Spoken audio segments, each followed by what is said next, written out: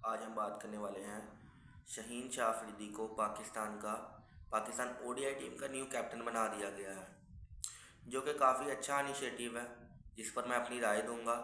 जो पहली बात हम सोचते हैं कि जी ओडीआई टीम का कैप्टन, पहली बात तो है कि हमारे पाकिस्तान के अंदर अगर आप हिस्ट्री उठा के देखें तो अगर मैं याद करूँ तो द ग्रेट इमरान खान वो कैप्टन थे, वो एज अ फास्ट बॉलर भी थे। उसके अलावा बात की जाए तो वसीम अकरम, द ग्रेट वसीम अकरम थे। उसके बाद अगर बात की जाए तो वकार यूनस। उनके बाद अगर हम बात करें तो उसके बाद तो हमें कोई इतना याद नहीं आता कि कोई हो, शायद अब्दुल रज़ाक ने की हो या वहाब रियाज हो तो हो, लेकिन तो उसके बाद हमने पाकिस्तान टीम में कम से कम ओडीआई के अंदर कोई फास्ट बॉलिंग कैप्टन नहीं देखा। तो ये काफ़ी अच्छा इनिशिएटिव है मेरे मुताबिक। लेकिन एक चीज़ पर मैं बात करूँगा, मैं पर्सनली अपने तौर पर अगर देखूँ तो मैं शाहीन शाह अफरीदी से क्या चाहता हूँ कि वो द ग्रेट वसीम अकरम का 916 विकेट्स का रिकॉर्ड तोड़े as a left arm fast bowler. The most by any fast bowler जो है वो वसीम अकरम के पास रिकॉर्ड है। शाहीन शाह अफरीदी भी लेफ्ट आर्म फास्ट बॉलर है। अभी उन्हें 10 साल की क्रिकेट उनमें बाकी है, 10 से 12 साल, यानी कि एक डेकेड वो और खेल सकते हैं। अगर वो अपनी टोटल बॉलिंग के ऊपर आए, बैटिंग को भी छोड़ दें, सिर्फ बॉलिंग पे फोकस करें और वो ये रिकॉर्ड तोड़ें। अभी रिसेंटली स्टार की 400 विकेट्स हो गई हैं टेस्ट के अंदर और वसीम अकरम की 414 है। सिर्फ 14 विकेटें वो दूर है वसीम अकरम के रिकॉर्ड से। तो आप अंदाज़ा करें कि स्टार्क अगर ये काम कर सकता है तो शहीन भी स्टार्क बन सकता है। एबिलिटी है, लेकिन अब हमने उसे कैप्टनसी दे दी है। बाज़ औक़ात ऐसा होगा कि टीम का मैच अच्छा नहीं जाएगा, उसे मार पड़ रही होगी, उसने डिसीजन भी लेने हैं, तो कैसे होगा ये तो वक्त ही बताएगा।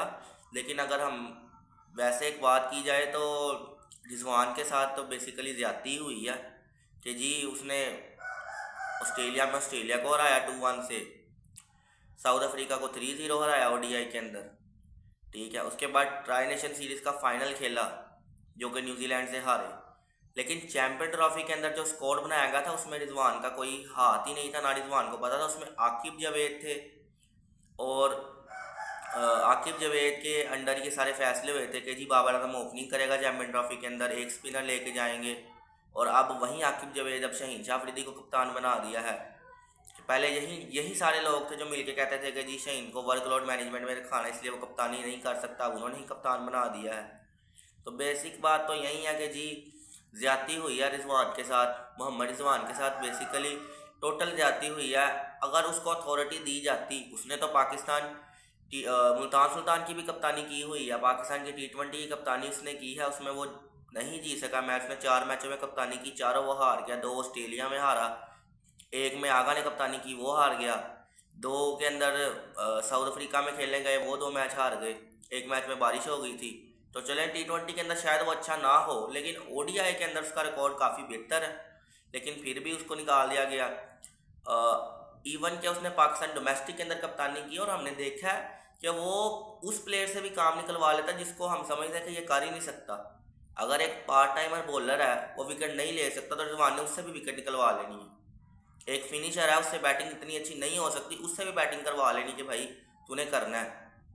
तो अब देखते हैं कि जी शहीन शाह अफरीदी कैसे टीम को लेके चलते हैं और होपफुली कि वह 2027 का वर्ल्ड कप हमें जितवा सकें। हम तो यही उम्मीद कर सकते हैं कि अभी अब वो नए कप्तान बने हैं तो वो कुछ बेहतर करे पाकिस्तान क्रिकेट टीम के लिए। हम तो उन्हें बेस्ट विशेज ही दे सकते हैं, बाकी वो खुद देखें। पर मैं तो यही चाहूँगा कि शहीन शाह अफरीदी अब कप्तानी मिल गया तो कप्तानी भी बेहतर करे, बेहतर कप्तान बन के दिखाए और इमरान खान के बाद दूसरा कप्तान बने जो कि ओडीआई वर्ल्ड कप हमें जितवा सके। लेकिन बज़ाहिर देखना इतना आसान नहीं है, क्योंकि एक फास्ट बॉलर का कभी कभार दिन अच्छा नहीं जाता तो उसे मार पड़ जाती है, फिर उसने फैसले भी करने होते हैं कि किसको ओवर दूँ किसको ना दूँ। तो ये सारी चीज़ें देखना इतना आसान नहीं होगा। बाकी Congratulations to Shaheen Shah Afridi. Now he is the now he is the ODI captain of Pakistan cricket team. But एक ही बात करूँगा कि रिजवान के साथ ज़्यादती हुई है, जैसा कि हम देखते आ रहे हैं कि चले जी T20 फॉर्मेट में आपने रिजवान को नहीं रखना, लेकिन ओडीआई में उसको कम से कम कप्तानी रहनी चाहिए थी 2027 तक, उसके बाद बेशक हटा देते। लेकिन ये निज़ाम हमारा शुरू से ही ख़राब चलता आ रहा है कि एक कप्तान को बनाओ एक सीरीज़ के लिए कप्तान। जैसे शहीन को T20 में कप्तान बनाया था 5 मैचों के लिए, 4 मैच हार गए थे, एक आखिरी मैच जीते थे। जिसमें 130 का टारगेट दिया था पाकिस्तान ने, उनसे 130 नहीं था हुआ। उसके बाद शाहीन को हटा दिया गया था, अब फिर शाहीन को बना दिया गया है।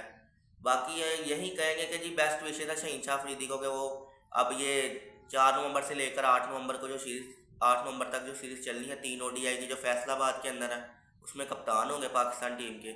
बाकी देखते हैं कि जी क्या होता है। All the best to Shaheen Shah Afridi.